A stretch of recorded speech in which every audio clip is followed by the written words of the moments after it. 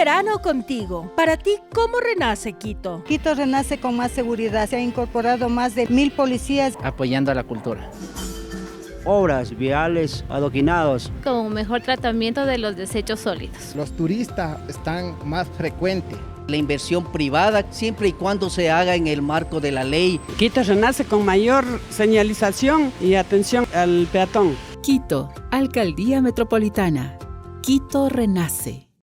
A quienes se integran al Corape Digital TV les contamos que a esta hora de la mañana saludamos al abogado Vladimir Andosilla, con quien hablaremos del reglamento a la Ley de Comunicación emitido hace algunos días por el Gobierno Nacional.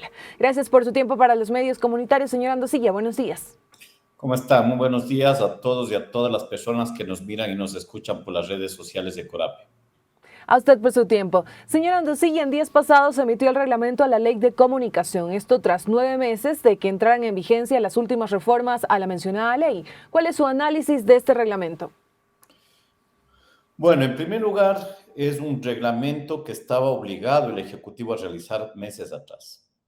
Recordemos que en el mes de noviembre del año anterior se aprobó las últimas reformas a la Ley Orgánica de Comunicación, que incluso fueron vetadas por constitucionalidad por el presidente de la República, y las mismas fueron debatidas y discutidas en el Pleno de la Corte Constitucional del Ecuador. Este reglamento tenía o tiene 3 elementos fundamentales que regular en el marco de la legislación que protege el derecho a la comunicación. El primer tema fundamental y que era necesario poderlo reglamentar de manera rápida, ágil, eficiente, tenía que ver con la conformación de los mecanismos de protección hacia los trabajadores de la comunicación. El segundo elemento tenía que ver con las normas que regulen los concursos para que se puedan renovar el arrendamiento del espectro radioeléctrico a los medios de comunicación social, sean televisivos o radiales. Y el tercer elemento que tenía que regularse en este reglamento tiene que ver con los temas de protección de los derechos para el ejercicio de la comunicación de los grupos de atención prioritaria. Ok, perfecto. Y en este caso, señor Andosilla, estos temas que usted ha señalado, el reglamento tenía que regular, que está el concurso de frecuencias, la protección de los derechos y también el tema de la protección hacia los trabajadores de la comunicación. ¿Cree que se han cumplido en el reglamento? Yo creo que parcialmente. En el tema del sistema de protección a periodistas, creo que el reglamento queda debiendo mucho, principalmente en el proceso de establecimiento de lineamientos para garantizar el financiamiento del sistema. Si bien es cierto, se hable la posibilidad de que hayan apoyos de la asistencia internacional e incluso apoyos del sistema de las empresas privadas al sistema de protección de periodistas, pero es indudable que el Estado requiere influir en recursos. Se establece una transitoria que da menos de 90 días al Consejo de Comunicación para que establezca un presupuesto inicial para que sea incorporado al presupuesto del Estado, pero un sistema de prevención y de protección de periodistas no puede ser eficientemente desarrollado si no existen recursos. Se requiere contratar técnicos, se requiere contratar instrumentos, se requiere contratar equipos que permitan y aseguren la protección de periodistas. Un segundo elemento es de que no se desarrolla adecuadamente cómo deberá funcionar el ente de coordinación y ejecutor del sistema de protección. La ley establecía un sistema a cargo del Consejo de Comunicación, pero que tenía un órgano de coordinación y de ejecución en donde participaban una serie de representantes de las instituciones como el Ministerio de Defensa, el Ministerio del Interior, la Fiscalía, la Policía, entre otros. Es este ente ejecutivo el que tiene que valorar las alertas, el que tiene que desarrollar los procesos y los mecanismos de protección e incluso valorar si es que se ingresan o no a los sistemas de protección para testigos o personas con alto riesgo sobre sus vidas. Entonces, el sistema de protección queda debiendo y llega en especial en un momento en el cual 5 periodistas han sido exiliados o están exiliados o autoexiliados en el exterior, producto de las amenazas a su integridad. Se den momentos en que en el mes de febrero fue asesinado un periodista que participaba como candidato en las elecciones seccionales, y asimismo podremos ubicar un periodista, y asimismo podremos ubicar que se da en un momento en que la falta de acceso a la información, principalmente a los temas tan conflictivos que se están dando en el país, son fundamentales. Pero también hay ciertas dificultades en la definición de lo que es agresión. Se establece únicamente 2 tipos de agresión y se prevé que la agresión física es la que está tipificada en el Código Orgánico Integral Penal, y las agresiones verbales, entre otras, son el acoso y otros temas. Pero no se especifica, no se aterriza a los elementos fundamentales o esenciales de agresión que existe contra el periodismo. Si bien es cierto, existen casos como los que ha pasado en estos últimos días de amenazas contra la vida hacia el señor Velázquez, hacia el señor Boscán, a la señora Velázquez, a la señora Noroña, pero indudablemente, aparte de eso, existen otros tipos de violencia, de atentado a la libertad de expresión, como es la no entrega de información, el acoso por parte de autoridades, el exigir la revelación de fuentes, el exigir la revelación de los audios que sustenten las investigaciones, que son formas concretas y materiales en las cuales se desarrollan varias de las vulneraciones al trabajo periodístico. Eso no está recogido en el reglamento, pese a que los mecanismos, el protocolo de mecanismos que tiene el Consejo de Comunicación los define con claridad. Un segundo elemento en donde el reglamento queda debiendo es en el ámbito del concurso de frecuencias.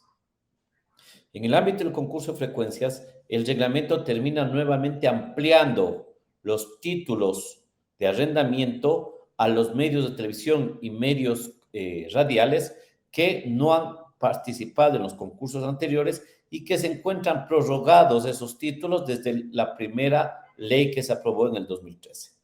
Es decir, se prorrogan nuevamente el arrendamiento de las frecuencias, y esta ampliación en el arrendamiento de las frecuencias tiene un tufo, un olor al secretario de la Administración Pública.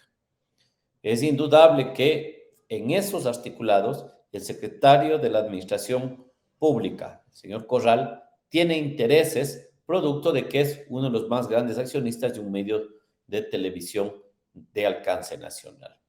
Y lo mismo ocurre con el castramiento, la castración que se hace al artículo 95 de la Ley de Comunicación, que tiene que ver con la obligatoriedad de que el Estado paute en medios de comunicación privada y en medios de comunicación comunitarios.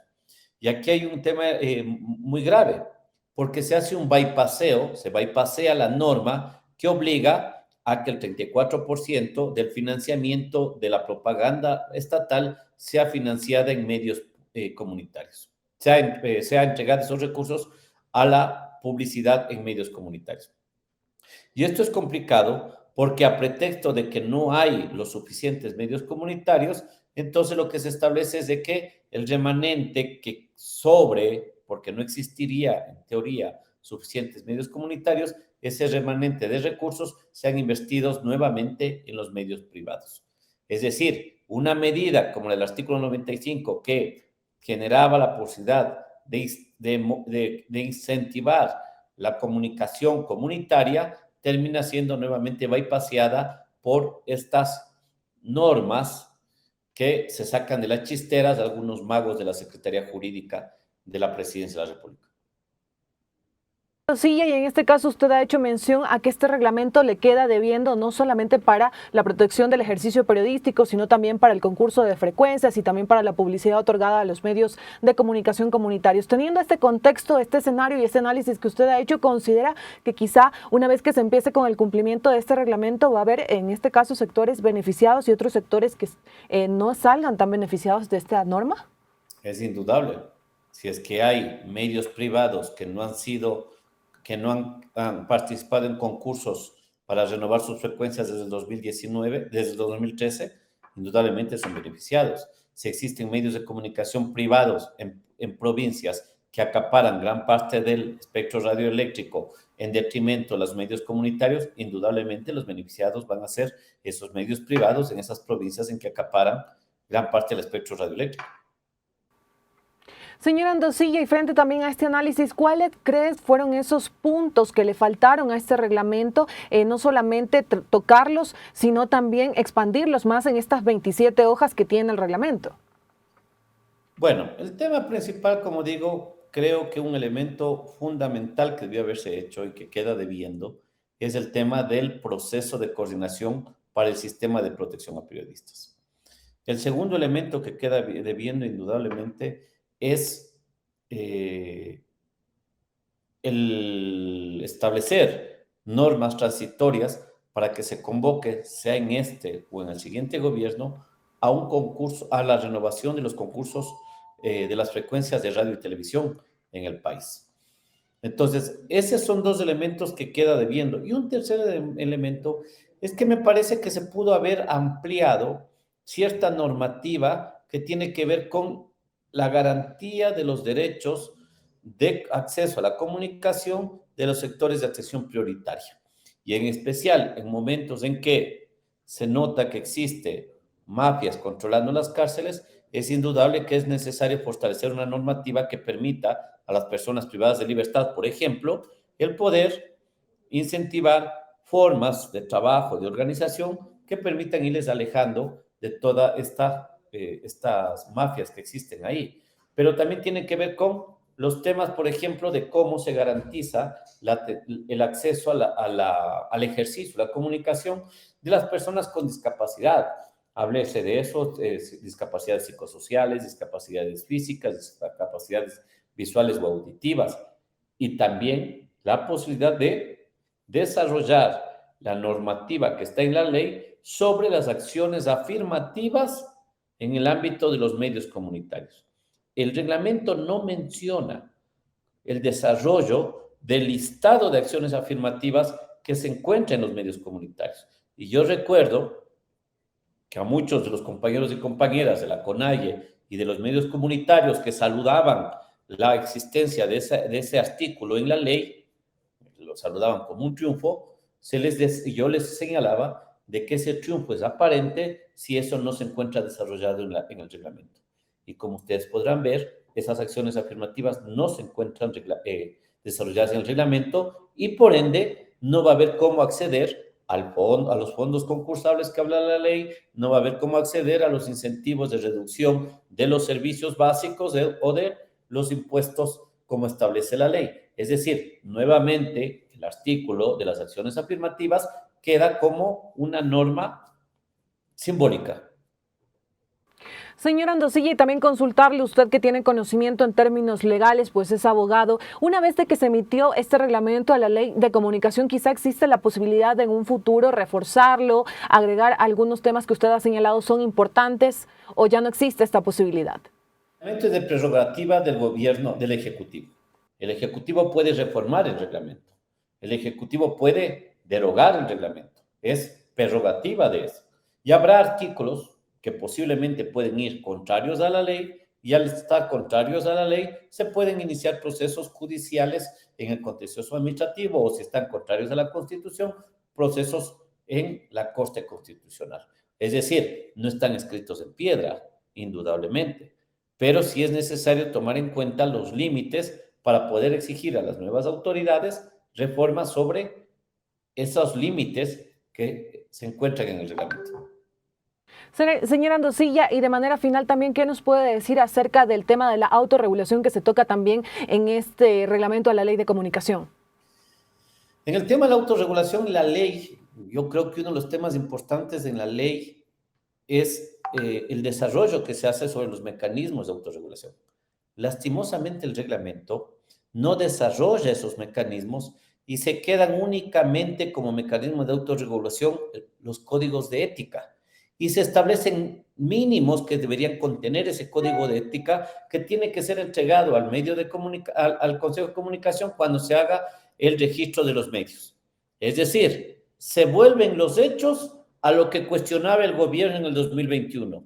Es decir, se vuelve a las normas deontológicas llamadas código de ética y en donde nuevamente se establecen criterios tan ambiguos como la veracidad en la información que se establezca. Y hemos visto, y eso tiene indudablemente una justificación. El gobierno ha tenido que volver a eso, producto de que las investigaciones periodísticas lo han puesto en jaque y terminaron adelantando el periodo electoral con la muerte cruzada, que es producto de una serie de investigaciones periodísticas que llevaron a una crisis política que tuvo que el gobierno convocar una muerte cruzada y por el otro lado el legislativo iniciar un proceso de juicio político.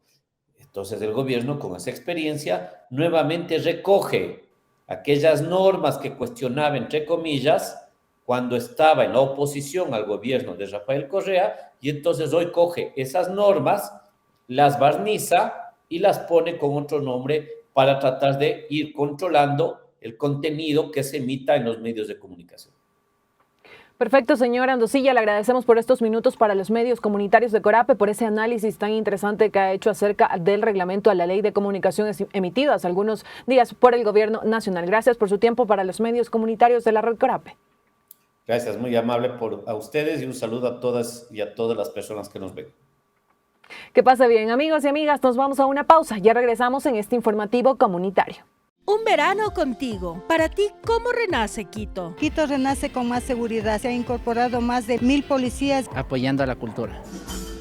Obras, viales, adoquinados. Con un mejor tratamiento de los desechos sólidos. Los turistas están más frecuentes. La inversión privada, siempre y cuando se haga en el marco de la ley. Quito renace con mayor señalización y atención al peatón. Quito, Alcaldía Metropolitana. Quito renace.